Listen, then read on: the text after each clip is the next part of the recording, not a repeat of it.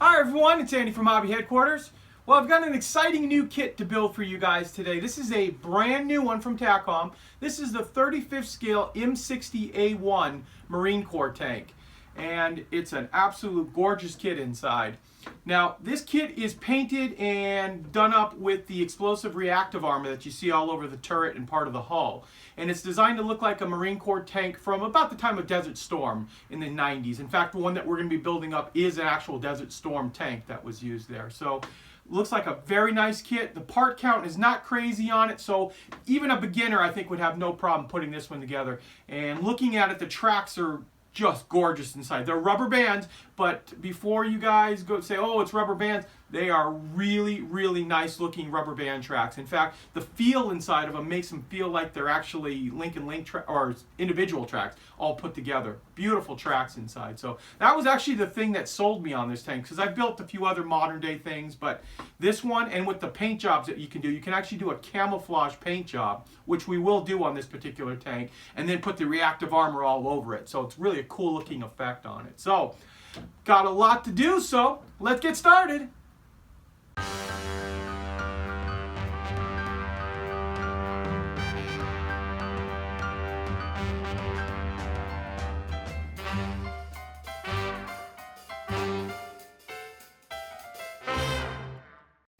Okay, let's take a look at the lower hull, since that's what we're going to start off with. And as you can see, it is a true bathtub style hull. So all of this is molded as one piece. Now, all of these are molded into place. I have glued on a few pieces already, like these lifting hooks and these tow hooks right here. Now, there are a few other pieces that we need to put on as well, like this piece right here, like the final drive for the drive sprocket. We'll go ahead and get that glued into place, and that's very easy and straightforward. And then you can see right here we've put this first set of shock absorbers right here, and that too is a pretty easy, straightforward operation. They do give you all of the little springs as a separate piece, so if we can get them to fit in there. Yeah, there it goes. And there are two of them on that, and then once we get that done, we will be able to go ahead, and you can see they've got it all nicely laid out here that you will know exactly where to put it. Making sure we put it in the right direction. That is not the first time I've ever not put it in the right direction. And there's only a couple other little minor parts that we'll put on. We'll do that off camera. One thing I do want to point out is I've gone ahead and started to clean up all of the suspension arms. Now keep in mind, there are two types of suspension arms, actually a couple different types, but these two types actually look very similar. The main difference is there's a little notch cut inside here, and that is because a shock absorber is going to hook up to that portion. So just in your mind, when you're cleaning them up, I like to cut all the parts off the sprue first, clean them up, put them all in little piles just so you know where they are. And then after that, we have the drive sprocket, which was just a couple pieces that we glued up. Now, we do not want to glue the drive sprocket into place. And that is, now there are rubber band tracks on this, but even with the rubber band tracks, we do want to have a little bit of flexibility in it, that if we need to, we can make a slight little adjustment. Just saves you a little heartache later on. It actually would have been really nice if there would have been a poly cap inside of this. That would have really helped a lot. That way we could spin it, but not too big of a deal. And the only other thing I want to show you guys too is there are three pieces that make up the road wheels. All the road wheels, of course, are the same, just the top and bottom, and then the ring inside. So I've gone ahead and started gluing all those up and sanding. There is a decent amount of sanding because there's about 4 connection points on each road wheel. I like to glue them up first and then kind of line up the little areas that need to be sanded. That way you can sand basically 2 at the same time as you go down each road wheel. And you know, there's I think 14 road wheels. Yeah, well, 12 road wheels plus the idler, which is the same type of wheel. So quite a few that you're gonna have to sand up there. So what I'm gonna do now is I'm going to get the rest of these sanded. We are going to get all of these sanded, and then we will start putting these into place here, and any other little tiny accessory pieces, like any of these holes right here, they'll all be little tiny little fiddly bits that are easier actually to do off camera than trying to do it in front of the camera. So I'm gonna go ahead and get all that stuff, and we'll come back and show you what it looks like. Okay, we've got quite a bit of the underneath parts all assembled and into place. Have to say there was quite a few parts, a lot more than I actually thought there was. What I thought I would do is just kind of show you the last suspension arm and how Takom has designed this. And basically what you can see, there's a little nub right there, and there's a locking ring that goes on that makes it only go one particular way. So when you go to put it into place, it locks up in there. Of course, we're going to glue that in a minute too, but it keeps it nice and sturdy and stays in the right spot. And that is the same thing for the ones that have the suspension arm on it too. You can see the suspension arm there. We already glued the locking hub in there, and that should drop right in there. And then the suspension arm, or the shock absorber, should go right into the housing that it holds it in there. So we'll glue all that up. So you can see there's quite a few little parts. Definitely am I going to recommend that you do not cut off all of these parts before you're ready to assemble them, because after looking at the instructions, there was a lot more than 2 different types of suspension arm. There's actually quite a few, and my recommendation is cut them off as you go. That way it keeps it much straighter and which is going where. It's not impossible if you've cut them off, but man, it would have made it a lot quicker if I had not done that. And also, we're going to, I mentioned earlier about not gluing this on, but now that realizing with the road wheels all being smooth, including those, it shouldn't be any problem that we actually glue this into place. So we're going to glue that on, and then we should be able to go down the line and glue every one of the road wheels into place, including the one that acts as the idler wheel as well. So let's get all those glued on, and then we can start moving on to the upper part of the lower hull, or upper part of the hull, in this piece right here. And I was dry fitting this, and this is actually a very good fit on this piece. It kind of snaps into place. I'm gonna have to flex this just a tiny bit, but all that will slide right in there. So you can see we've already got quite a bit of this vehicle assembled. It did take a little bit of time for those parts, but it's looking really good. Okay, we've got all the road wheels glued into place here, and I'm happy to report all of them touch the ground just the way they're supposed to. Now we're going to just show you really quick the tracks, and the tracks are probably the nicest part of this entire kit. First of all, they're very flexible. The rubber bands, obviously, and without having you hold them right there, there is such a good feel to these tracks. They almost feel like they're individual links that have been put together. They're beefy, they hold up real well. And another nice part about them is you can see we don't have to glue them together. You would just have to run these 2 parts here together. And then there is, if I can grab it, there is a metal pin that you'll slide in between the 2 tracks and keep them together. And I went ahead and just pushed that one on. And then we'll just kind of line them up on the vehicle here. See how the fit is on it. Because let's face it, the tracks are one of the most important parts of the vehicle. Nothing worse than having a nice kit and then terrible tracks and they just look like crap or they just don't work right. These are actually very nice. You can see they go on real well. They aren't supposed to be have any type of flex in these tracks. These American tanks like this are tight, I can't think of the word, live tracks. So they stay nice and tight the entire time. So very happy about the tracks. And now that we have all of the lower part done, we can start working on the upper part of the hull. Okay, we're ready to start working on the top of the hull. I had all the tracks in place, so we removed those now, and that's just to make it a little bit easier as we start working on it. First thing we had to do is we had to go in and drill a bunch of holes from the bottom here. They're laid out and the instructions call out which ones they are. So there's about 15 holes we need to drill out on here, and there's a couple of holes we need to drill in the front here as well. You need to get those done first, because if you don't, there's no marks on the outside of the vehicle for you to actually find them, and that's what all the applique armor is going to attach to. Now, also, before we attach the top plate, we need to also glue in all of the vision blocks right here. They're clear plastic on it, and they're going to glue up from underneath, and then there's the little covers that go over on it. What we'll probably do is put a little bit of like a mask, either a liquid mask, or I might even just use masking tape if we can get it in on there, just to cover up the vision blocks So once we paint, we can peel off the mask later on. Then there's one more hatch, and then of course some like headlights and things like that we'll put on. Once we get all of that put into place, we will be able to go ahead and snap this basically in. It's a pretty tight little fit on it there. We'll glue that in and we'll have most of the top done. Then we can start working on the fenders, which the fenders also require a few little holes drilled here and there, making sure you keep them in mind. And once you get that done, I've already started to attach some of the bins on the side here. Now, right here in the front, you'll notice there's 3 little white dots, and that is from not looking close enough at the instructions to find out what I thought was this side was actually supposed to be glued or drilled on this side. So I had a few little holes I had to patch and fill, which I'm in the process of filling and sanding right now. So we've got a couple more coats on that just to make sure it's going to be perfectly smooth once we're done. So just a little tip, keep a close eye in the instructions and realize when the piece is upside down and when it's on the top side. So that would have saved me a little bit of time. Once we get this glued into place, we'll put our tracks back on, and then this piece will basically...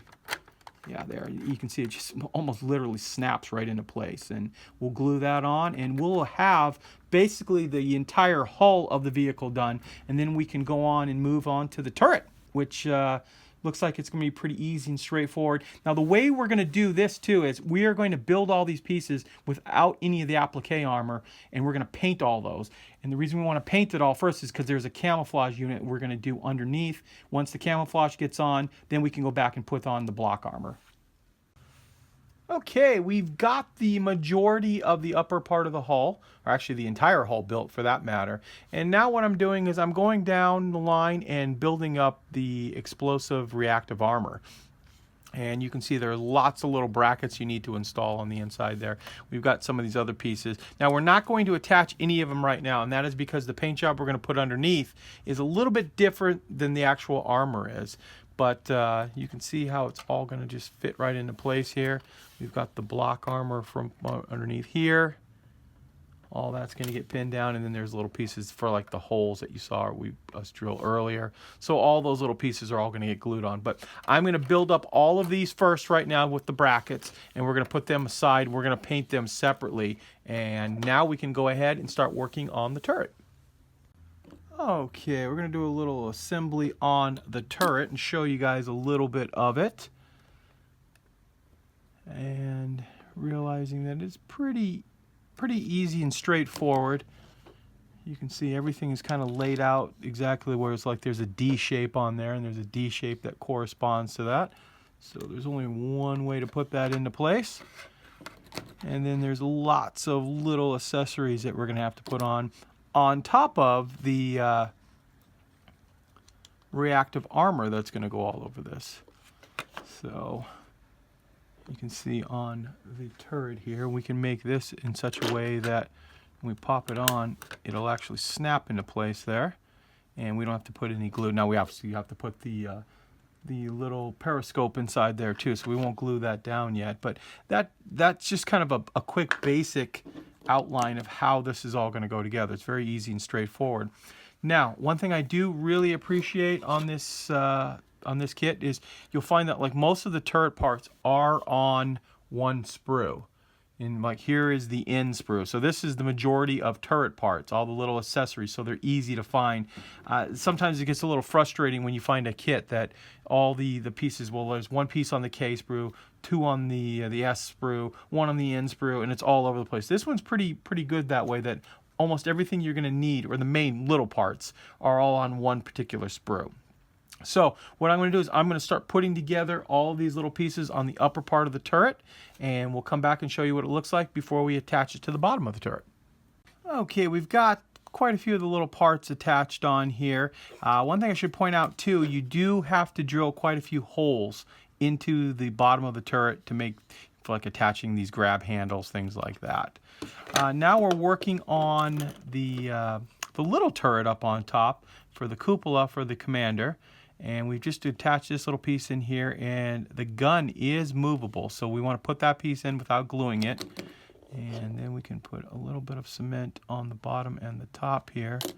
And I've glued the 2 pieces together that make up the gun. And there's two different versions, one without this cover, one with the cover, of course, and I like the one with that better.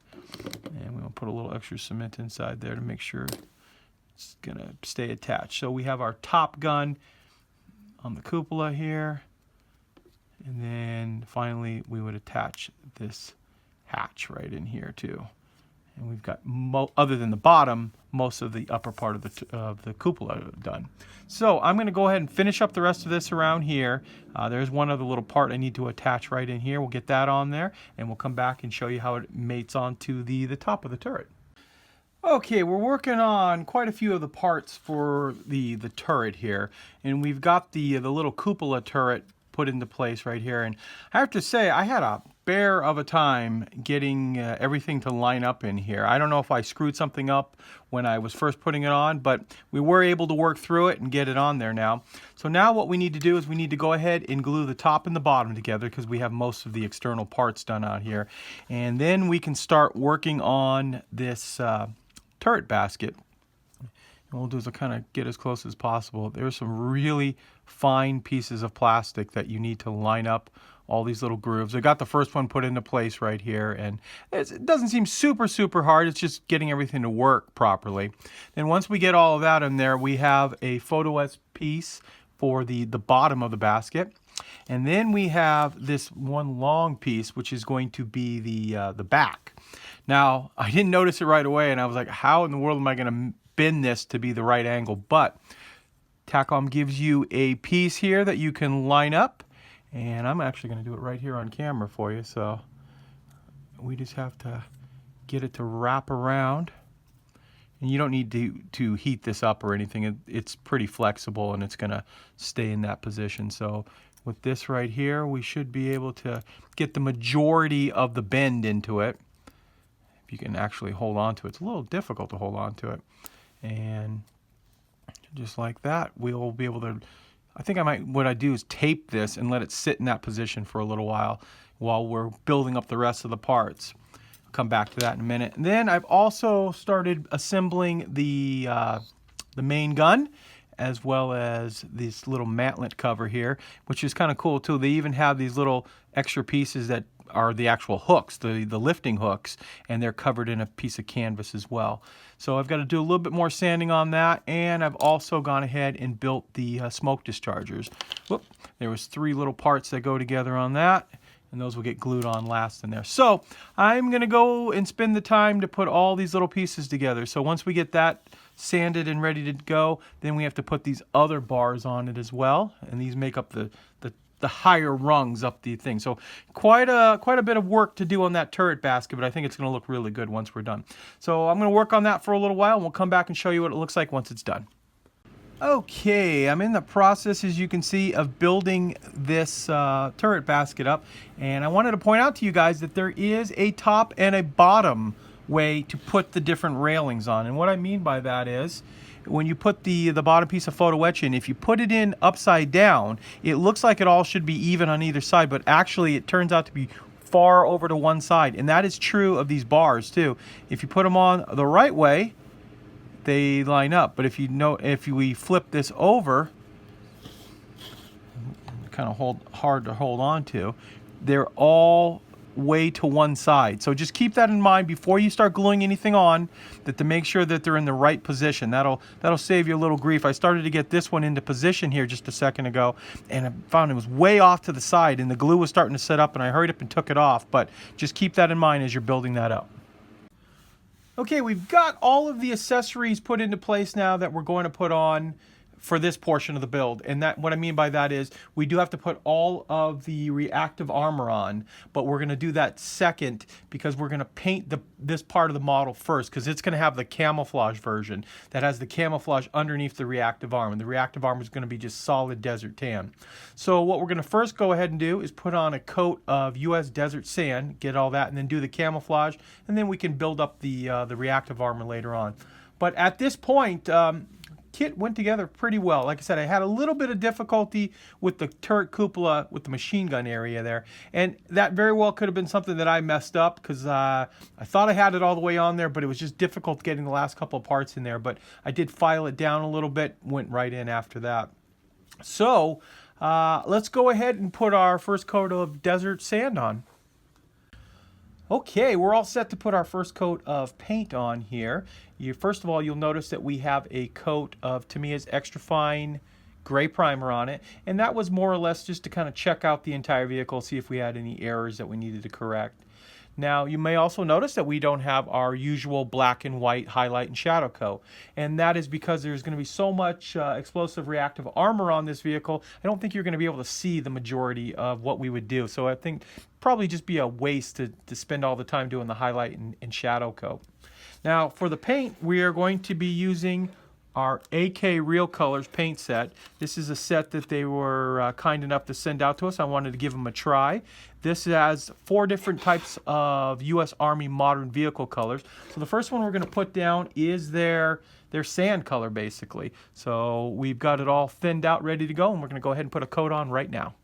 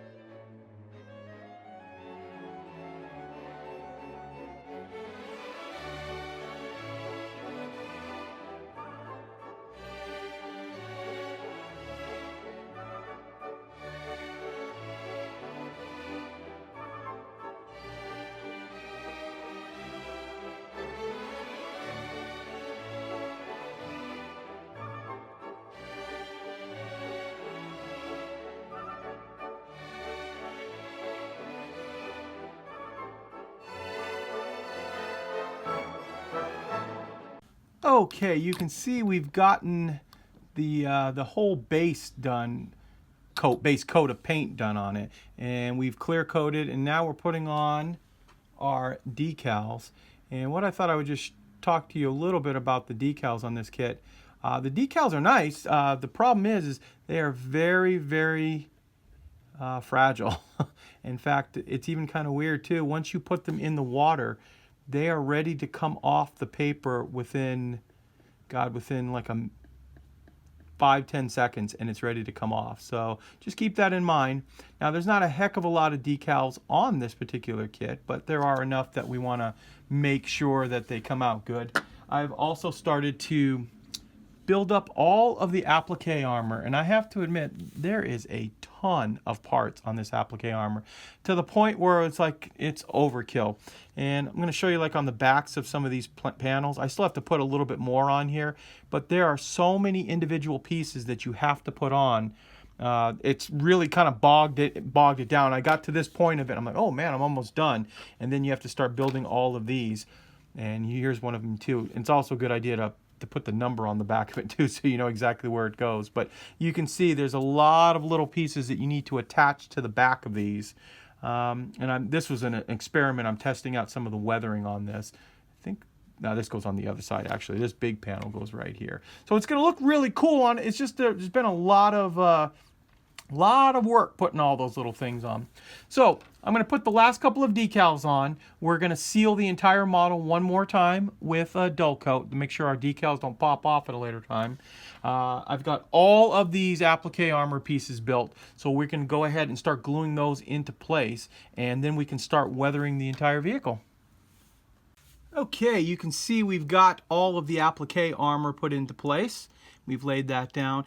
Now we're going to start doing some of the weathering, and I'm not going to go too crazy on the weathering and beating up like we've done in the last couple of builds.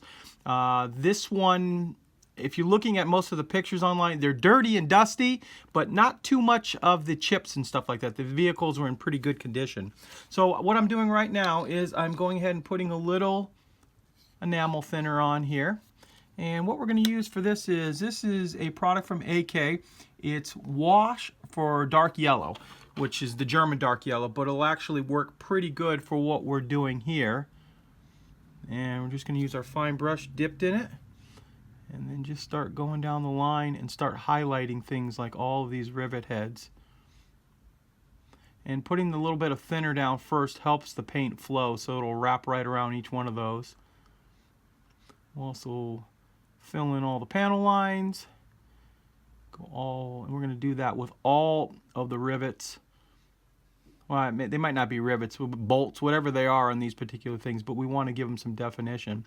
And then if anything spills anywhere, like it's pooling up down here, you want to just tap it with the brush and that'll pick up any of the extra residue.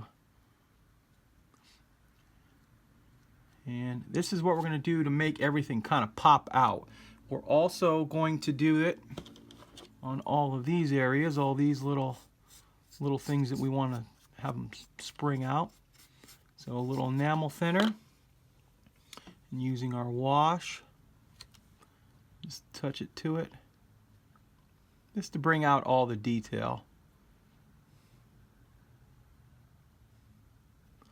So I've got quite a bit ahead of me to do because there's a lot of little pieces on that. So I'm going to go ahead and finish that, and then I'll come back and show you the next step. Now we're taking some AK sand yellow deposits, and we're just going to go over and start applying them where you think basically dirt and sand would start to accumulate. Not going to go super heavy on it, but we're going to put a little bit around some of the hatches. And if you get it anywhere you don't want, you can just wipe off the excess.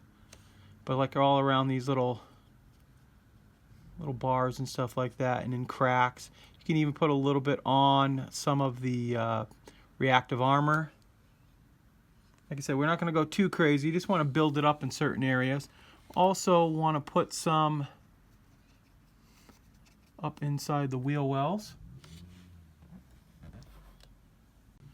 We also want to apply it on the tracks. And what we're going to do is basically do everything but the track pad. Because the track pad you expect to have a little less built up on it because it's touching the ground. So we'll go over all of these areas and then use a cotton swab. If you get it on anything, just wipe the excess off the pad. So we'll go around and do the entire set of tracks also with this stuff.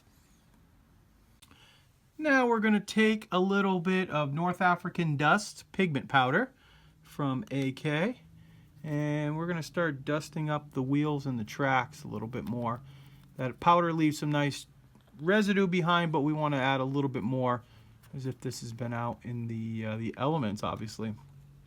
Now we can also take the powder and kind of just tap it in little areas. Oop, that piece looks like it's a little loose. We'll have to tighten or put some more glue on that.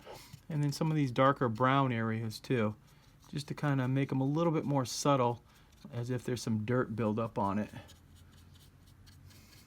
And this is completely dry. There's no powder, no binder or anything on it. And this way we can wipe off any of the excess if we don't want too much on in certain areas. So we're just going to lightly go over the tank, mainly the tracks right now, and get those all nice dusted and dirtied up. We can also hit the tops and all around the wheels. And do all that other stuff in there. So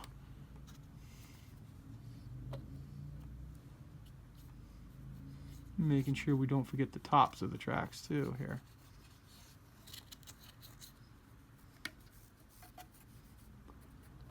And then we can just brush off all the excess that we don't want on there. So I'm going to go over that and work that into the right now, and we'll come back and show you what it looks like. Well, here we are. Here is our completed model. And I have to say the AK Interactive dust and all the other things that we used on it really made this vehicle come alive. Very, very happy with it. In fact, many of you guys might know I have my hobby store here in the Phoenix area, so I'm quite used to seeing dust and sand around. So very, very happy with the way those products came out. The kit was a very nice kit to get put together. I know I was complaining a little bit about all the extra parts on the applique armor. It does look really good though now that it's on. It just at the time it seemed like, wow, there's a lot of parts on this armor. But it was something that we were able to take care of, and I think the applique armor really does add a lot to this vehicle. It looks really nice that way. Other than that, though, the kit was pretty easy and straightforward. Absolutely love the tracks Takom came up with. In fact, if Takom, you're listening, please make more of the tracks like that, because those were absolutely a dream to put together, and they look wonderful on it. So what I'll do after it, like I was telling you earlier, I was very happy with the AK Interactive. I'm going to quickly, at the very end of talking and showing this picture, I'm going to show you the just a couple of products that we use to achieve this look right here. So if you're looking for modern day armor, look no further than this Takom kit. I think it's an absolute wonderful kit, and I could probably even fill up all the back in here with all kinds of accessories and stuff, which I might actually do later on, but we wanted to build the kit right out of the box. But very, very nice kit overall. So, hey, I want to thank you guys as always for watching, and please stay tuned because we have many more videos coming. Okay, as promised, what I thought I would do is just break down all the products that we used on this build for painting and weathering. First of all, for the main paint colors, we used AK Interactive's Real Colors, their U.S. Army Modern Vehicle set number 19, and this had the multiple colors of sand as well as the field drab in it. Very, very nice paint, went on very smooth. The only color that we didn't have was the black for the camouflage and the black for the road wheels. But other than that, was all done with the AK, and that I just used NATO black like my usual from Tamiya. And then we had just 5 different types of weathering products that we used on that, and we'll go down the line here. First of all, we used enamel wash for German vehicles in dark yellow. Now, granted, this is not a German vehicle, and it's not dark yellow, but desert sand is very, very close to it, and this is kind of a brownish with a touch of green to it wash that really, I think, works really well on any of these desert yellow or dark yellow or any of the yellowish type, family of colors. Works great, and it's not overpowering like sometimes like a brown or a black would be. And we also use streaking grime for DAC vehicles, which once again, North African vehicles. This is a gray color, and we used it every once in a while on some of these bolt heads and to highlight some of the little pieces all around there. Very, very light, but that grayish color looks like a grime that's built up, but has a lot of dust built into it, and it really lightens it out. So yeah, definitely the streaking grime for DAC vehicles works really well. Then we also use 2 different dust and dirt deposits, and what these are is the enamel washes, but they have a little bit of pigment built into them. So when you put them on, like in these cracks and all this, it has a little bit of a darkening effect like a wash, but it also leaves like that pigment of sand and dust behind. So I use the light dust deposits and the sand yellow deposits all over the vehicle. And the final pigment I used was North African dust, and I thought it looked pretty good for what we're going, Middle Eastern or, any one of these areas have a very similar type of dirt, and we use that all up inside here on the road wheels, on the tracks, all of that stuff. Turns out really, really nice using all those. So with just 5 different types of weathering products, you can get a really nice weathering job using it. So thanks for watching.